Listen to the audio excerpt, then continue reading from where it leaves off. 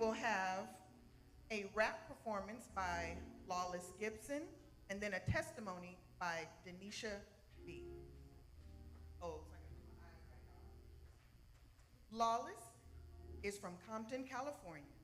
His music inspires him and helps him to get through obstacles, which is why he creates and always keeps in mind that God is the beginning and the end, and always has the last say so. Deenesha is the founder and owner of, I hope I'm saying this right, Alana's Heart Foundation and Alana's Apparel.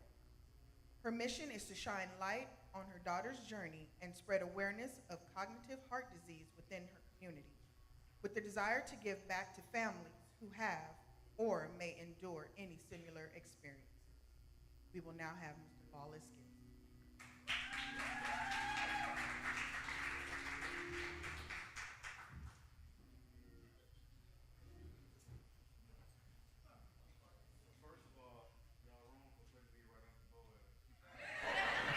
Because if this was a competition, he definitely would have won already. First, giving honor to God, who's the head of my life, the pastor of this church, so all the saints in the crowd. My name is Lawless. That is my real name. I don't live that life, though, so, we good. This is the first time I'm going to be performing this song, so I'm going to need y'all help. Since most of the crowd is in the middle, I'm going to, split it. So this is the right, and this is the left. It's going to be helped with the hook. So the hook is, when I point to the right, is the Lord is my light and my salvation, who shall I fear? When I point to y'all, the strength of my life, he covers my heart when the devil gets near. Okay? That's the hook. So I'll say it first on the song, then y'all know the cadence. So we don't have nobody off beat or nothing like that. And if you're feeling it, please stand up. If you would, you know what I'm saying? Y'all don't have to sit there and just stare at me. Y'all can stand up and participate. You okay? You can play this track.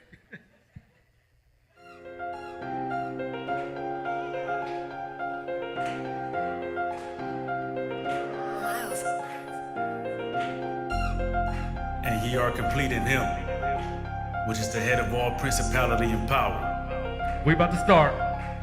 It's like this. The Lord is my light and my salvation. Who shall I fear? The strength of my life. He covers my heart when the devil gets near. Right side. The Lord is my light and my salvation. Who shall I fear? The strength of my life. He covers my heart when the devil gets near. First off, I want to give thanks for waking us up, allowing us to see another day. He opens my eyes when my vision got blurred. Since y'all standing on business, I'ma stand on the word. Give praise to the Most High, 7 days a week. The numbers no coincidence, 7 is complete. The Lord is my shepherd, Psalms 23. But rejoice in the Lord like Psalms 33. Lift his holy name, make time for devotion. Thankful every day God gave me all my motion. My storms have commotion, but he calms every ocean. My prayers always handle all of my emotions. He gives his toughest battles to his strongest soldiers. It must mean I'm the chosen. Trials and tribulations gonna come, but you can't fold. Faith of the mustard seed, stay rooted like Job, huh? The Lord is my light and my salvation. Who shall I fear? The strength of my life. He covers my heart when the devil gets near. Right side. The Lord of my light and my salvation. Who shall I fear? The strength of my life. He covers my heart when the devil gets near. I can never turn my back. Loyalty is what he's giving me. There's not a better victory than the Holy Trinity. Got me out here big stepping on the enemy. You thought that you can handle it without him, or you put your trust in the Lord. He'll never steer you wrong, but you gotta be on fire. He don't do the lukewarm. He show you all the spirits you should get up out your home. Expose all my fake friends. Life goes on. I pray every morning, give me traveling grace and mercy. Protect me from dangers. Anybody trying to hurt me, we sinners. He forgive us when we don't deserve it. He give us many chances to fill our purpose. Is the man that walketh proudly, but not the counsel of the ungodly. Big dog knows all the ways of the right. Tell the devil and his demons they can beat it, they not like us. The Lord is my light and my salvation. Who shall I fear? The strength of my life. He covers my heart when the devil gets near. The Lord is my light and my salvation. Who shall I fear? The strength of my life. He covers my heart when the devil gets near. God rested on the seventh day. Thank you. You can find that on all platforms. It's called The Sabbath. Thank you. Into my rest.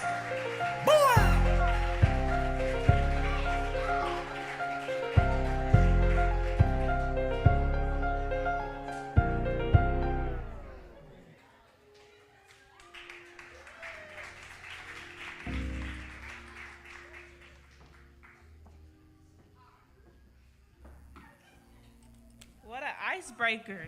Jesus. Oh, it's okay. 5'9".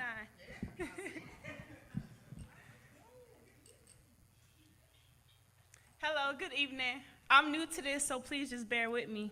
But hold on, he made me want to two-step for the Lord. That song, that was tight.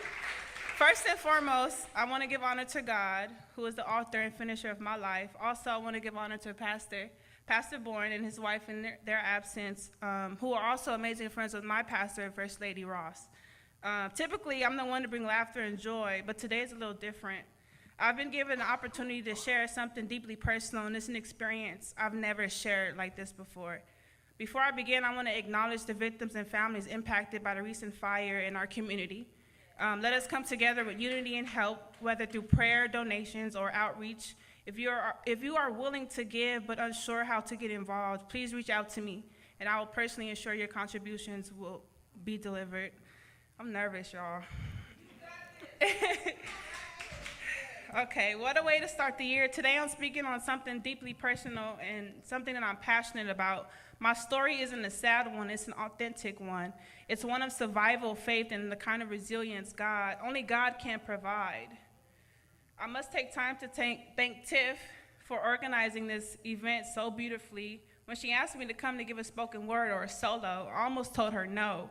But I began to ask God, what is it that you're asking of me? Despite my social anxiety and hesitation, I realized that God was giving me an opportunity to share my testimony in a way I've never shared it before.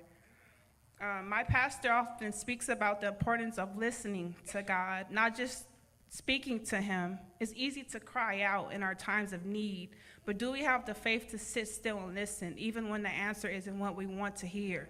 Through obedience, I chose to step out of my comfort zone, and for that, I pray my words that I share today will touch someone's heart, if not your own. I wasn't always saved, so let's start there. I think that's very important. That's a very important part of my story. While I grew up in the church, it wasn't the church pew where I found God. God met me exactly where I was, broken, scared, and in need at Children's Hospital of Los Angeles in an ICU bed. I share this because sometimes we think that we have to be in church to find God, but that's not true. God met me exactly where I was. In 2019, I became with child with my beautiful daughter, Alana Caskey, who was born August 25th, 2020, a day after her birth. We received the devastating news that Alana was diagnosed with a heart disease called tetralogy of Fallot. This is a condition required multiple surgeries to give her a chance at what the doctors would call a manageable life. 2 days after her birth, Alana underwent her first open heart surgery. Can you imagine carrying your child for 9 months only to hear that they need a major heart surgery at just 2 days old? That was the moment of my life of many times God showed me his grace and covering. Initially, we were told that we were going to be discharged and sent home, but one nurse, a woman of color I will never forget, noticed something others had missed. She trusted her instincts and called in the doctors, and they rushed Alana to the NICU, The nurse's attentiveness, driven by God's intervention, saved my daughter's life. Over the next year, Alana underwent 4 additional major heart surgeries. Despite the success, her heart began to fail. Eventually, she went into severe heart failure. I remember the doctors sitting me down and telling me there's no longer any options that they could provide for us, which, that was extremely devastating, which caused me to reach out to my church in desperate prayer. And the only remaining solution was a mechanical device called a Berlin's heart, which would act as a bridge until the donor's heart became available. Mind you, the donor's heart isn't even a guarantee that you will receive that call. So we waited for 10 long months. This device kept Alana alive for 10 months, as I stated. During that time, she accomplished so much. She took her first step, she said her first words, learned sign language, and brought joy to everyone she met. Watching her fight through so much inspired me to create a clothing brand and a nonprofit in her honor, even while we were in the midst of our storm. But life wasn't without challenges. In the middle of Alana's journey, her father abandoned us. I was left to care for her alone, literally living out of my car to stay near the hospital. Mind you, while all of this was taking place, it was during COVID, so I was unable to receive any moral support from my very own family. But God sustained me, even in my darkest times. After 10 months of the Berlin, we received a call stating that she received a heart donor. I was overwhelmed with gratitude, but also sorrow, knowing that this gift had came at the cost of another child's life.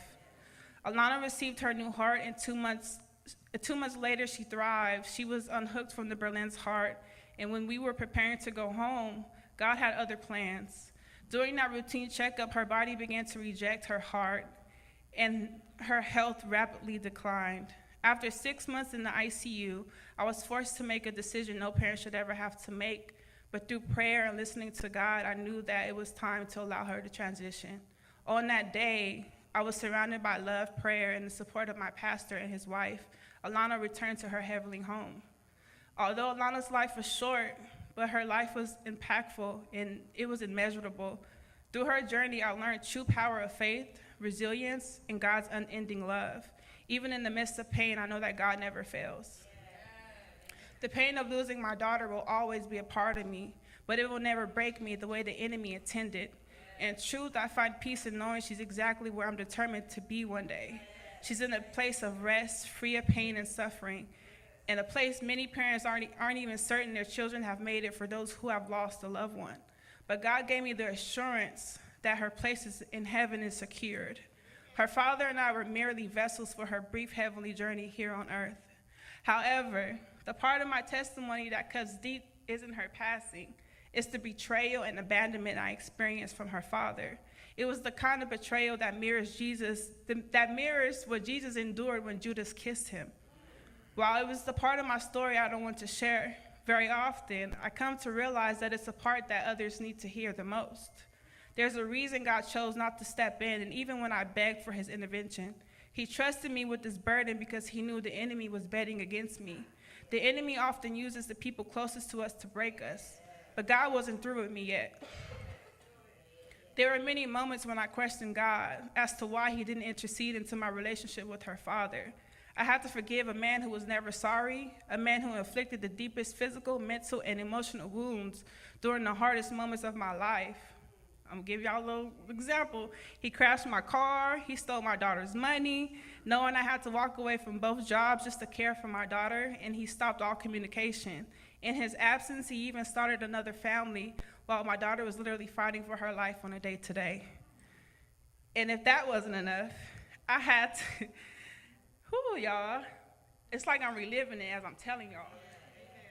I had to care for my daughter during 6 months of the ICU, during her rejection, while crossing paths with him and his now wife in the same hospital halls. Their child had been born with a condition as well that brought them to the same hospital, literally one floor above us, for months, and he still never bothered to come see my daughter, our daughter. But God makes no mistakes. You can't imagine the emotional toll it took. I walked those halls, suppressing the anger and grief that had been building up inside me, battling temptation to crash out. Told you I wasn't always saved. I passed her in the hallway more than once, wanting to just snatch her up, if I'm being real with y'all. But as of today, if I could, I would just hug her, because she may need it more than I did, and it's not her fault. Not to mention, I also saw him in passing and had the urge to ram his truck, because he seen me, and when he seen me, he stuck out his tongue like a child, and he proceeded to drive off. Can y'all imagine the anger and the frustration that was inside of me? But these are just a couple examples of how the enemy was after me and my peace of mind. Let me remind you, like I said, I wasn't always saved, and in those moments, the old me was fighting to resurface. I have a lot of my mother in me, and if y'all don't know, she's saved now, but she's from what we refer to the low end of DeWardy, California. That's all I gotta say. If you know, you know. But even through all that, God is still working on me. And then, when a day came to lay my daughter to rest, I had to walk her to her final resting place alone, accompanied by my pastor and his wife.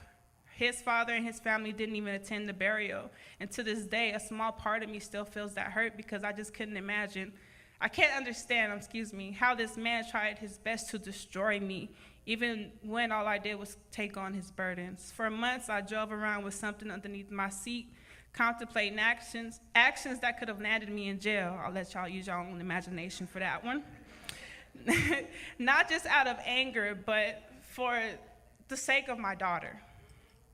There's something about a parent willingly to choose to abandon their responsibilities that will always strike a nerve with me, and the enemy knows that. But what the enemy didn't know was that I had the strength of God holding me back.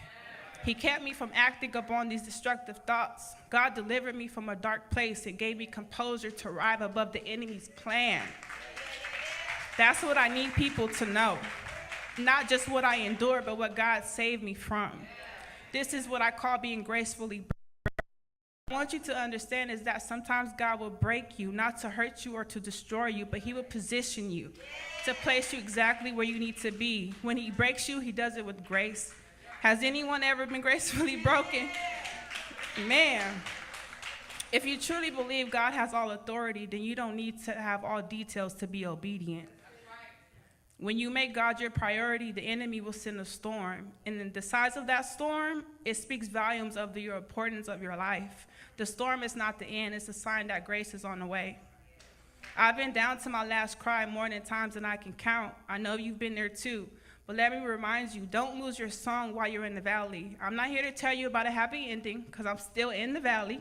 I'm still grieving. I'm still struggling. I'm still living out of my car. But that song always says, I am living proof of what the mercy God can do. There's a reason I'm still standing here, because Jesus has filled me with so much peace, so much mercy, and so much richness of his love. I'm trying not to cry. I'm going to be honest with y'all.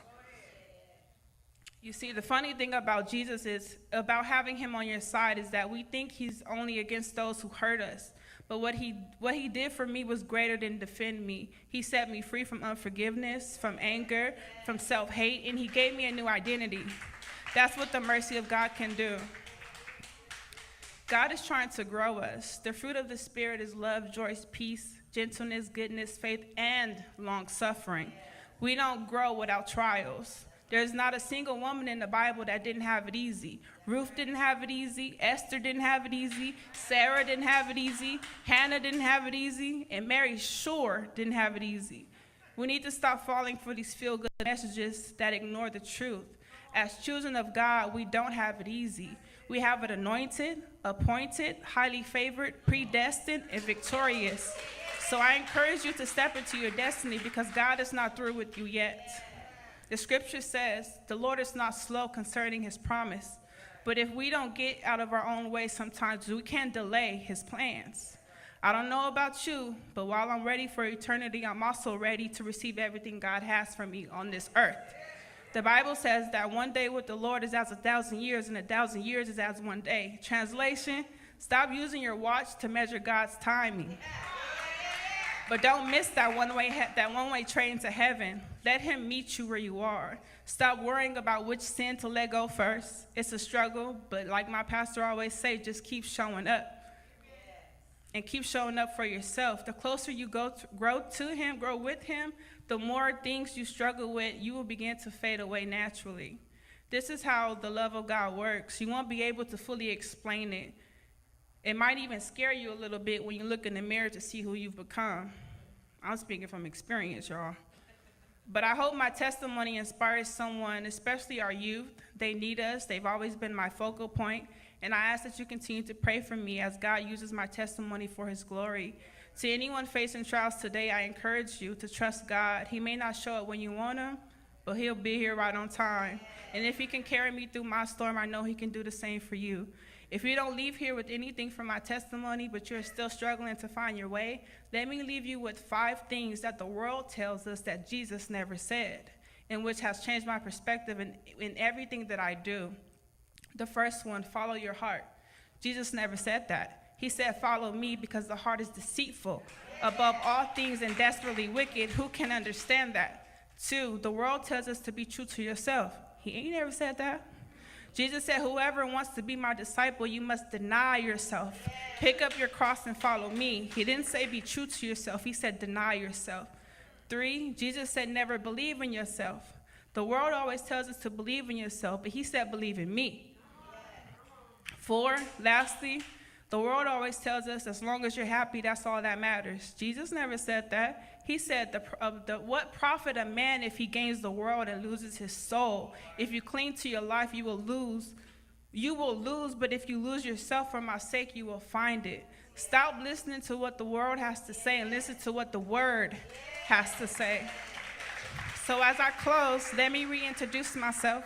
My name is Deenesha Bee, a child of God, founder and owner of Alana's Apparel, as well as Alana's Heart Foundation.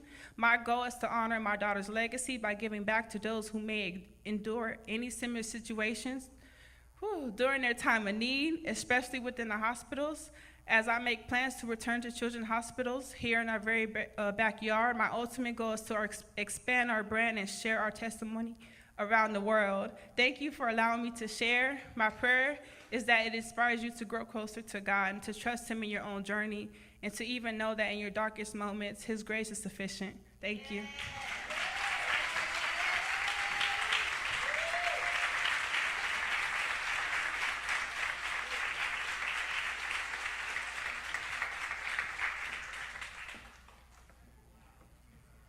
Now, y'all could do better than that. Give it up for Deenesha. Kilolo, did she sound like she was nervous to you? Because earlier she told me, she said, I am so nervous. But I didn't catch the nerves. What do you think about that rap a little bit ago? I mean, I was trying to get my groove on. I used to want to be a rapper, but I couldn't put the rhymes together. Something with the rhymes. I can never get the rhymes on time. I got a beatbox if you need one. Let me hear a little bit of it. All right. We're going to leave that to them.